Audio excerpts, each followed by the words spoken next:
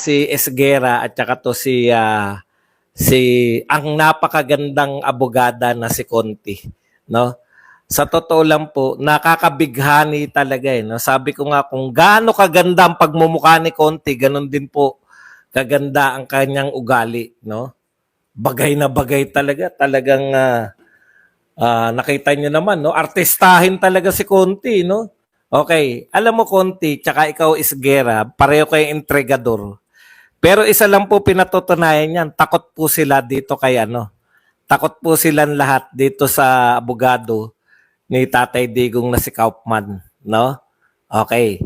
Ibig sabihin, magaling talaga to si Kaufman. Sila mismo aminado na si Kaufman po ay kumbaga sa atin, de Campanilla international lawyer, no?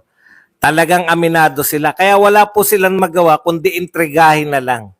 Intrigahin po saan daw kukuha ng pambayad si Tatay Digong sa kanyang abogado, no? Mamahalin daw, no? Iniintriga pa.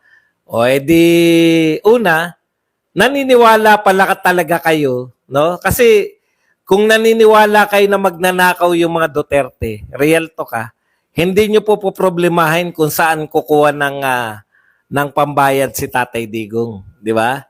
Hindi nyo po problemahin kung saan siya kukuha ng pambayad kung naniniwala kayo na magnanakaw si Duterte. Maraming salamat dahil sa pagdududa nyo kung may kakayahan si Duterte magbayad, ay talagang pinapakita nyo lang na naniniwala talaga kayo na hindi talaga magnanakaw si Pangulong Duterte. Kasi pinoproblema nyo saan kukuha ng pambayad yan? O ikalawa, pwede rin naman na ang gusto nilang palabasin, talagang maraming pera si Digong kasi kaya niyang bayaran si Kaufman eh. Hindi ba pwedeng baliktarin natin? Baliktarin kaya natin ang sitwasyon. 'Di ba? Sabi nga ng lahat, walang kaso pag walang nagrereklamo. Sabi nga ni pinangangatwiranan nito ni Quezon Escudero na walang kinaso dito sa Pilipinas direkta sa ICC. Kayo ngayon ang tatanungin ko, saan po kumuha ng panggastos yung mga sinasabi ninyong nakatsinelas, mahihirap na biktima? Saan po sila kumukuha ng panggastos para dumiretso sa ICC? Sino po ang nag-udyok sa kanila para sila magreklamo diretso sa ICC? Di ba? Babalik ko rin sa inyo yan. Pero alam ko hindi nyo kayang sagutin yan. Kasi, di ba, mabibisto kayo eh. Kung sasagutin nyo kung saan galing yung mga ginagastos ng mga nagrereklamo kay Tatay Digong. Okay. Ngayon, eto po, ang dali po sagutin nung kay Tatay Digong. Una po, alam nyo po ba na yung ICC, meron po silang binabayad. Sila po magbabayad mismo ng abogado. Unlike po dito sa atin, kawawa yung mga mahihirap. Pag ikaw ay nagkaroon ng demanda, malamang sa hindi, talo ka kasi bahala ka sa buhay mo eh. Di ba? Pwede kang bibigyan, pau. Pero hindi yung mga de Campanilla. Ito po, de Campanilla. Binabudgetan po ng ICC. Alam nyo po ba yun? Mag-a-apply ka lang. ICC po magbabayad kay Kaufman. Hindi nyo alam yan, no? Alam ni Conti yan. Nang iintriga lang. Ikalawa, alam mo ba Conti tsaka Esguera? Alam nyo ba na si Tatay Digong ay dating presidente? Kung ang kwentahan lang po ay sariling pera lang lagi, no? Hindi nyo ba question? Mayaman ba si Duterte? Billion-billion pa. Alam niyo po ba na nabalitaan nyo naman ngayon siguro? Nabalitaan nyo siguro ngayon na senador pa lang, billion na ang gastos. Di ba? Billion na po eh. Senador pa lang. Pag presidente, mas malaki, di ba? Hindi nyo po ba nauunawaan? Hindi nyo po ba nauunawa? 40,000 po, hindi po 4,000 lang. Hindi nyo po ba nauunawaan na si Tatay Digong ay naging presidente? Tanungin nyo, may billion ba si Digong? Bakit siya naging presidente? Hindi po. Di ba? Saan po galing yung pinang-ano ni Duterte? Saan po galing yung pinangkampanya ni Duterte? O yan po, galing po sa mamamayan yan. Huwag niyong problemahin kung saan kukuha si Duterte. Maraming nagmamahal kay Duterte. Ikaw, Conti, at ikaw, Isguera, tinitiyak ko sa inyo, pag kayo nagkaroon ng kaso, sa sarili niyong bulsa. Kasi wala naman nagmamahal sa inyo eh. Marami po nagmamahal kay Tatay Digong. Hindi niya po problemahin yan. Kung pambayad lang po sa abogado para intrigahin nyo si Tatay Digong, marami pong kaibigan, marami pong nagmamahal kay Tatay Digong. Kaya po, at ito po, malaki po to, no? Malaki pong, anong tawag dito? Malaki pong kaso to. Ibig nyo sabihin, hindi sasamantalahin yan ng mga bigating mga abogado na ipagtanggol si Tatay Digong. O, huwag niyong problemahin yung hindi niyo dapat pinoproblema. No? Bakit niyo kinakailangan problemahin? Ha ha ha, marami raw nagmamahal kay Digong. Okay, tamo, natawa ka. Tawa, iyak ka na niyan. 'Di ba? Hindi pa ba obvious na marami nagmamahal kay Tatay Digong? Alam nyo ba na hanggang ngayon sineselebrate yung birthday ni Tatay Digong?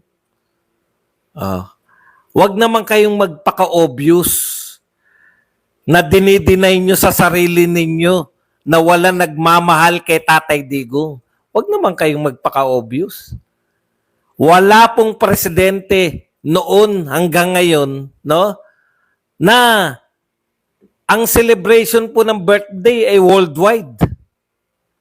Imaginin po ninyo yan. Daig pa ni Tatay Digong yung mga hari, yung mga reyna, lahat po ng mga, maski po yung mga presidente ng United States, wala pong ganyang kalaking celebration.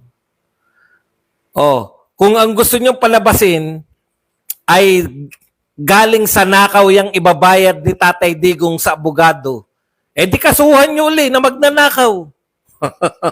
Di ba? Ngayon, nakakatawa na kayo ngayon. Isa pa lang ang hirit ni BP Sara. Nakakatawa na kayo ngayon. Bakit? Tama, ayan, buong mundo. Bakit nakakatawa na kayo? Kasi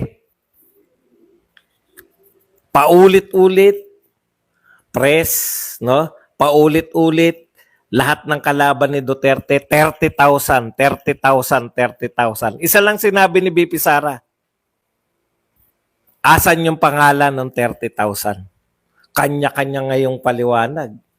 Sabi nung isa, sabi ni Conti, ito sample lang. Sampling? Ano yan? May kaso ka?